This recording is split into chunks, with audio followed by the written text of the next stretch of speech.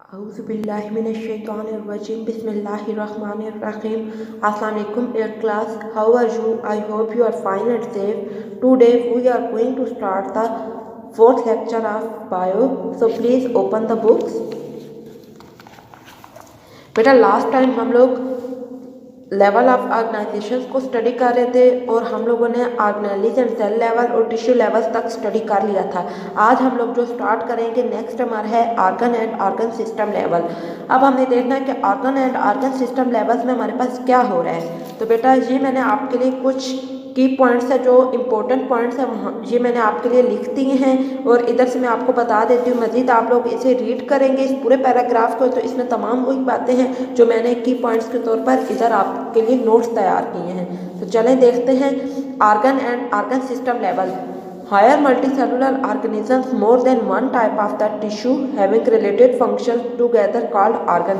बेटा हमारे पास जो हायर मल्टीसेलुलर ऑर्गेनिजम्स जो होंगे वो जब रिलेट करेंगे दूसरे फंक्शंस के साथ तो हमारे पास क्या होगा, ऑर्गन बनेगा। जैसे कि हमारे पास क्या है, स्टमक है। स्टमक हमारे पास क्या है, ऑर्गन है हमारे पास। ये इसका फंक्शन क्या है हमारे पास, वे perform the digestion of the food. ये फूड को डाइजेस्ट करने के लिए फंक्शन करेगा। नेक्स्ट हमारे पास है टू मेजर टिश्यू प्रेजेंट होते हैं। इसमें हमारे पास स्टमक है, उसमें आगे फर्दर हमारे पास टू टिश्यूज प्रेजेंट है। फर्स्ट हमारे पास टिश्यू जो है एपिथेलियल टिश्यू है। एपिथेलियल टिश्यू क्या है, ये सिक्रिएट करते हैं gastric tissue for the digestion of protein.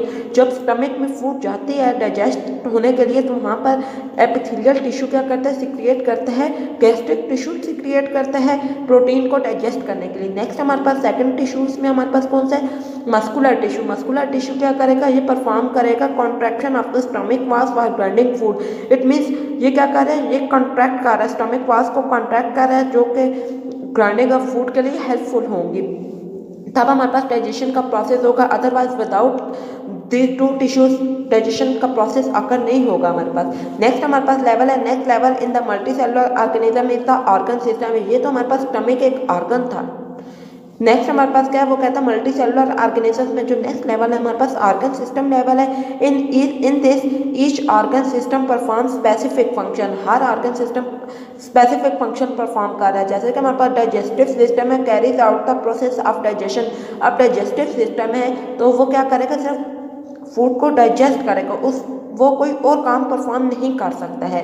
Some organs are, जैसा कि हमारे पास स्टमक का स्मॉल इंटेस्टाइन है, लार्ज इंटेस्टाइन है, लिवर है, विच हेल्प डाइजेशन। ये तमाम जितने भी ऑर्गन्स हैं हमारे पास, ये तमाम ऑर्गन्स जो है हमारे पास डाइजेशन के प्रोसेस में हेल्प करते हैं। विदाउट दीज ऑर्गन्स हमारे पास डाइजेशन का प्रोसेस अकर्स नहीं होगा। बेटा ये जो हमारे पास organ and organ system level था इसमें तमाम पैराग्राफ में यही बातें बताई गई हैं। नेक्स्ट आगे हमारे पास है इंडिविजुअल लेवल। अब हमारे पास क्या होगा है, ऑर्गन और ऑर्गन सिस्टम लेवल कंबाइन जब होगा हमारे पास different organ and the organ system combine together to form an individual. देखिए बेटा हम अगर अपनी बात करें, एक इंसान है तो उसमें ऑर्गन भी होंगे और ऑर्गन सिस्टम जब कंबाइन होंगे तो वो मुकम्मल तौर पर एक मैन बन जाएगा ना, इंडिविजुअल लेवल वहाँ पर हमारे पास क्रिएट होगा। For example man is injured and work hard, it's only muscles work but also increase the rate of the respiration and the heart beat. बेटा अब एक आदमी है वो क्या कर रहा है, हार्ड वर्क कर रहे हैं, तो उस दौरान उसके ना सिर्फ मसल्स वर्क कर रहे होंगे बल्कि उसकी हार्ट बीट और रेट ऑफ द रिस्पायरेशन भी हमारे पास क्या हो रहा होगा, इंक्रीज हो रहा होगा। नेक्स्ट हमारे पास आता है पॉपुलेशन लेवल। पॉपुलेशन लेवल में हमारे पास क्या होगा, A population is a group of the organisms of the same species located at the same place same time। वो कहता है कि हमारे पास पॉपुलेशन क्या है, group of the organism same species organisms हैं, ठीक है, located at the same place पर रहेंगे सेम टाइम पे, तो वो हम क्या कहेंगे कि पॉपुलेशन है। फॉर एग्जांपल इसकी एग्जांपल मैं आपको ऐसे देती हूँ बेटा, आप लोग देखते हैं कि ह्यूमन्स हैं, ह्यूमन एक पॉपुलेशन है, सेम स्पीशी में आ गया ना। ऐसे तो एनिमल्स भी हमारे पास पॉपुलेशन में आता है, फॉरेस्ट भी हमारे पास पॉपुलेशन में आता है, प्लांट्स भी हमारे पास पॉपुलेशन में आता है। लेकिन अगर हम सेम स्पीशी की बात करें तो हम अगर बात कर रहे हैं तो सिर्फ ह्यूमंस की बात कर रहे हैं, उसमें हमारे पास सिर्फ इंसान आते हैं, एनिमल्स नहीं आएंगे, प्लांट्स नहीं आएंगे हमारे पास, ठीक है। तो वो कहता है कि जब same species located at the same place at the same time is called population level होगा हमारे पास। इसमें हम एग्जांपल हम किसकी देते हैं, एग्जांपल अगर आप देखें तो हमारे पास है ह्यूमन पॉपुलेशन जो है पाकिस्तान में 2010 में हमारे पास क्या हुई थी, मरदमशुमारी हुई थी उस दौरान हमें पता लगा कि पाकिस्तान की जो ओवरऑल पॉपुलेशन है वो हमारे पास 173.5 मिलियन है। नेक्स्ट हमारे पास आता है कम्युनिटी लेवल। कम्युनिटी लेवल में हमारे पास क्या होगा बेटा?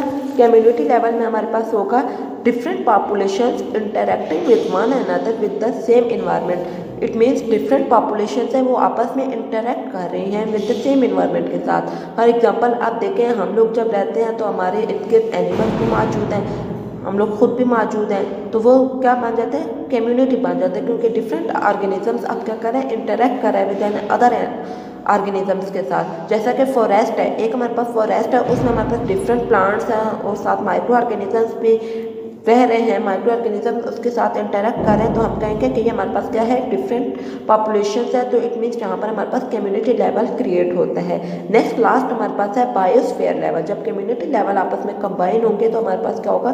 बायोस्फीयर लेवल बनेगा। बायोस्फीयर लेवल में हमारे पास क्या होगा? The part of the earth inhabited bye organism is called biosphere. Biosphere में हमारे पास क्या होता है? इनहेबिटेटेड, जहाँ पर ऑर्गेनिजम्स इनहेबिटेटेड होते हैं उन्हें हम क्या कहते हैं? बायोस्फीयर लेवल है। नेक्स्ट हमें इकोसिस्टम की डेफिनेशन दी गई है। तो बेटे इकोसिस्टम हमारे पास क्या है? Area where living organisms interact with non living components. वो एरिया जहाँ पर लिविंग ऑर्गेनिजम्स इंटरेक्ट किसके साथ कर रहे हैं? नॉन लिविंग कंपोनेंट्स के साथ इंटरेक्ट करेंगे, तो हम क्या कहेंगे कि ये हमारे पास इकोसिस्टम है। यहाँ पर हमारे पास लेवल ऑफ ऑर्गेनाइजेशंस कंप्लीट होते हैं। यहाँ पर बेटा अगर आप पॉपुलेशन लेवल के साथ हमारे पास एक बॉक्स है, अगर वहाँ पर आप डेफिनेशन देखें तो हमारे पास है अ स्पीशी को डिफाइन किया गया है। A species is defined as a group of organism capable for interbreeding and producing fertile offspring. वो कहता है कि हमारे पास क्या है? ऑर्गेनिजम्स का वो ग्रुप जो कि कैपेबल सलाहियत रखता है फर्दर रिप्रोडक्शन के लिए कैपेबल है, उसे हम क्या करेंगे? कहेंगे कि ये हमारे पास स्पीशी है। नेक्स्ट हमारे पास हैबिटेट की डेफिनेशन है। Habitat means the area of the environment which organisms lives. वो एरिया हमारे पास जो होगा एनवायरनमेंट का, वो एरिया जिसमें हमारे पास ऑर्गेनिजम्स रह रहे हैं, उन्हें हम क्या कहेंगे? हैबिटेट कहेंगे। बेटा ये तमाम आज का हमारा लेक्चर था। यहाँ पर हमारे पास लेवल ऑफ ऑर्गेनाइजेशन कंप्लीट हो जाते हैं। फर्दर जो मैंने आपके लिए इनमें से की पॉइंट्स के तौर पर नोट्स तैयार की हैं वो आपको मैं PDF के तौर पर सेंड कर दूँगी। अगेन आपका होमवर्क यही है कि आपने एक्सरसाइज में से इसकी जो डेफिनेशंस दी गई वो आपने अपनी कॉपीज़ पर लिखनी है, और यहाँ पर ये जो बॉक्स में है स्पीशीज़ और हैबिटेट, इसे भी आपने डिफाइन करना है, अपनी कॉपी पर एज अ होमवर्क लिखना है। इंशाल्लाह नेक्स्ट लेक्चर में हम लोग आगे स्टडी करेंगे। तब तक के लिए अल्लाह हाफिज़।